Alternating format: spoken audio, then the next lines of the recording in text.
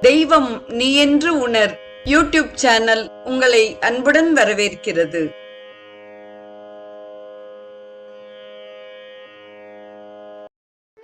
அன்பு உள்ளங்கள் அனைவருக்கும் இனிய சுபதின வணக்கம். புழுவாய் பிறக்கினும் புண்ணியா, உன் அடி என் மனத்தே வழுவாதிருக்க வரம் தர வேண்டும். இவ்வையகத்தே தொழுவார்க்கு இறங்கி இருந்தருள் செய் பாதிரி புலியூர் செழுநீர் புனர் கங்கை செஞ்சடை மேல் வைத்த தீவண்ணனே.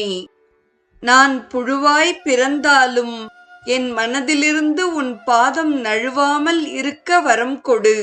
இவ்வுலகில் வழிபடுவோர் மீது கருணை உள்ளவனே, திருப்பாம் அதிரி புலியூரில் கருணையுடன் இருப்பவனே, செந்நிறப்படிந்த கூந்தலில் வளமான நீரின் கங்கையை உடையவனே, தீ போன்ற சுடர் உடையவனே என்ற திருநாவுக்கரசரின் தேவாரம் இன்றைய பாடலுக்கு இணையாக உள்ளது.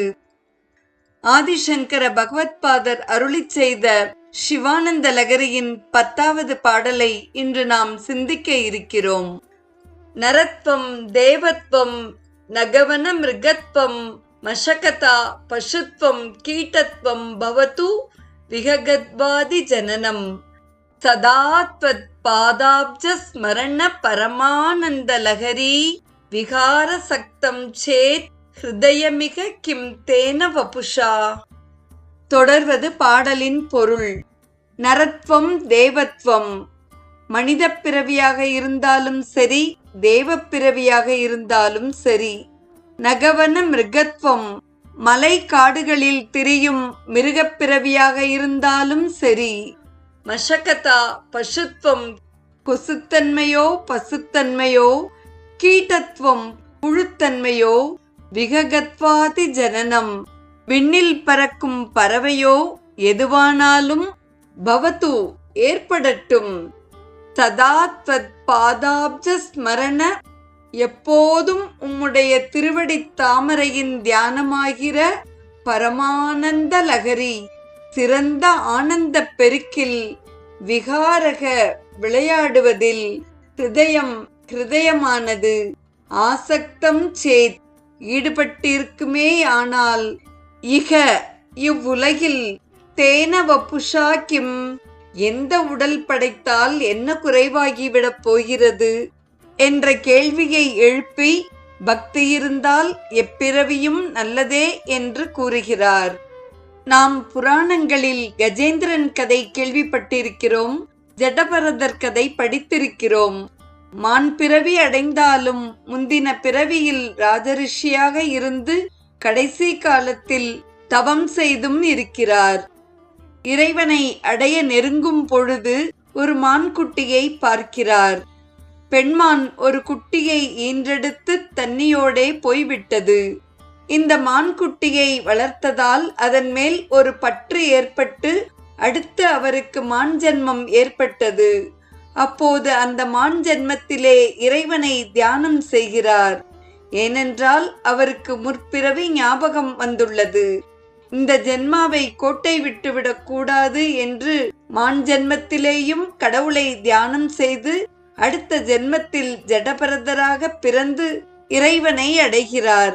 அப்படி எத்தனை ஜென்மம் எடுத்தாலும், எந்த ஜென்மம் எடுத்தாலும் நாம் இறைவனை நினைக்க நமக்கு இறையருள் துணை புரிய வேண்டும். எங்கேனும் யாதாகி பிறந்திடினும் தன் அடியார்க்கு இங்கே என்று அருள் புரியும் எம்பெருமான் என்று திருஞான சம்பந்தரும் அழகாய் பாடுகிறார். இவ்வாறான எண்ணம் திடமாக இருக்கும் பொழுது கடவுளும் நமக்கு எப்பிறவியாக இருந்தாலும் அருள் புரிவார். சில சமயம் நமக்கு நமது உடம்பு குறித்து இழுக்கான ஒரு எண்ணம் இருக்கும். பெண்ணாக இருந்தால் இந்த பெண் ஜென்மத்தில் பல கஷ்டங்கள் என்று தோன்றும். இது குறைவான பிறவி என்று நமக்கு தோன்றும். எல்லா பிறவிகளிலும் உடம்பு என்பது மஞ்சை மலம் மூத்ராதிகளும் அதற்கும் மேலாக ஒரு வெறுப்பும் வருகிறது. ஆனால் இந்த உடம்பை வெறுக்காமல் அதற்கு வேண்டிய அளவுக்கு அதை பார்த்து கொள்ள வேண்டும். இதையே திருமூலரும் உடம்பினை முன்னம் இழுக்கென்றிருந்தேன் உடம்பினுக்குள்ளே உருபொருள் கண்டேன், உடம்புள்ளே உத்தமன் கோவில் கொண்டான் என்று உடம்பினை யானிருந்து ஓம்புகின்றேனே என்று திருமந்திரத்தில் நயம்பட உரைக்கிறார். இந்த உடம்பு இழுக்கு என்று நினைத்தேன், ஆனால் இதற்குள் இறைவன் கோவில் கொண்டு இருக்கிறான். அதனால் இது ஒரு கோவில். இதை தூய்மையாக வைத்துக்கொண்டு இதற்கு வேண்டிய உணவை கொடுத்து நோய்கள் வராமல் பார்த்து கொள்ள வேண்டும். நிச்சயமாக இறையருள் கிட்டும். இறையருள் கிட்டிய பின் இந்த உடம்பு தேவையில்லை.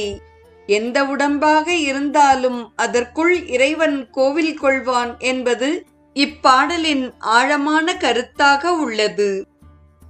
அழகான இப்பாடலை திருமதி பிரேமா நாராயண சுவாமி அவர்களின் இனிமையான குரலில் கேட்டு மகிழ்வோம்.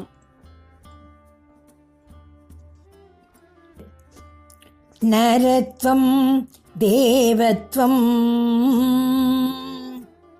நரத்வம் தேவத்வம், நகவன மிருகத்வம் மசகதா, நகவன மிருகத்வம் மசகதா, பசுத்வம் கீட்டாத்வம், பசுத்வம் கீட்டாத்வம், பவது விககத்வாதி ஜனனம், பவது விககத்வாதி ஜனனம், சதா त्वत्पादाब्ज, सदा त्वत्पादाब्ज, स्मरण परमानन्दलहरी, स्मरण परमानन्दलहरी, विकार आसक्तं चेत्, विकार आसक्तं चेत् धृतयमिह किं तेन वपुषा, धृतयमिह किं तेन वपुषा, धृतयमिह किं तेन वपुषा.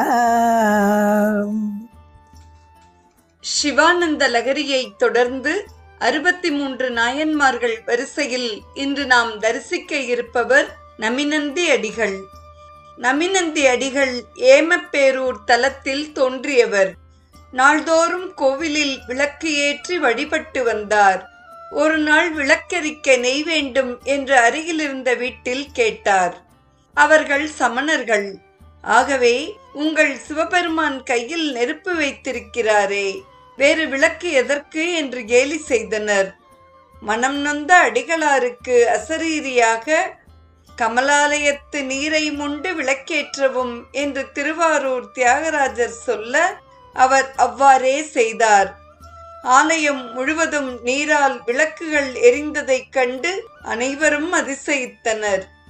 தண்ணீரால் விளக்கேற்றிய இவருடைய பெருமை அறிந்த சோழ மன்னன் கோவில் பொறுப்பை இவரிடமே ஒப்படைத்தார். பூஜை மற்றும் திருவிழாக்களை சிறப்பாக நடத்தி வந்து இறுதியில் நமிநந்தி அடிகளார் சிவபெருமானின் திருவடி சேர்ந்தார். சிவானந்த லகரியின் 10வது பாடலை இயலாகவும் இசையாகவும் அனுபவித்து நமிநந்தி அடிகளார் பற்றிய செய்தியையும் செவிமடுத்த அத்துணை நல்ல உள்ளங்களுக்கும் நெஞ்சார்ந்த நன்றி. மீண்டும் நாளைய நிகழ்வில் இணைவோம்.